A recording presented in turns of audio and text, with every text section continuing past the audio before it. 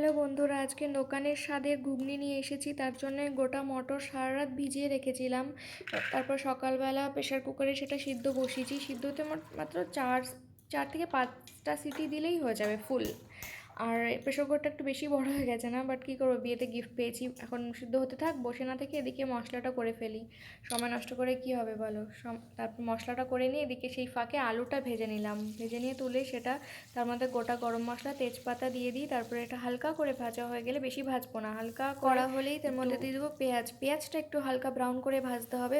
হালকা না, একটু বেশি ব্রাউন হয়ে গেছে। তারপরে কড়াইতে যখন লেগে আসবে তার মধ্যে দিয়ে দেবো টমেটো, যাতে ময়েশ্চারটা আবার ফিরে আসে। তারপর টমেটোটা হালকা করে যখন সফট হয়ে যাবে লবণ দিয়ে, মশলা হওয়ার পরে এবার যে মটরটা সিদ্ধ করে রেখেছিলাম সেটা আমি জলটা আলাদা, মটরটা আলাদা করে রেখেছিলাম, যাতে আমি পরে এটা করতে পারি, ভালো করে কষাতে পারি। তার জন্যে আমি এটা আলাদা করে রেখেছি। যদি এই মটরটা আলাদা করে কষানো হয় না, তাহলে জিনিসটার টেস্ট আরও বেশি হয়, মানে দ্বিগুণ তিগুণ অনেক বেড়ে যায়।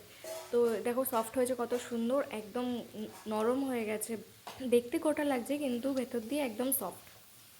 এরপর লবণ দিয়ে, তারপর একটু হলুদ দিয়ে খানিকটা সময় ধরে কষিয়ে, তারপরে যে আলাদা করে জলটা আমি রেখেছিলাম, যেটা তুলে রেখেছিলাম, আলাদা করে জল দেওয়ার দরকারই হয়নি। এই জলটা দিয়ে এটাকে ভালো করে যখন ফুটবে, ফুটন্ত অবস্থায় আমার কাছে একটু নারকেল কোড়া ছিল, সেই নারকেল কোড়া এর মধ্যে দিয়ে দিয়েছি, যাতে টেস্টটা বেশি আরও সুন্দর হয়।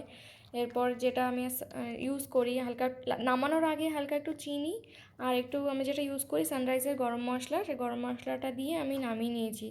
এটার টেস্ট বন্ধুরা জাস্ট বলার নয়, অসম টেস্ট। তোমরাও বাড়িতে বানিয়ে খেও।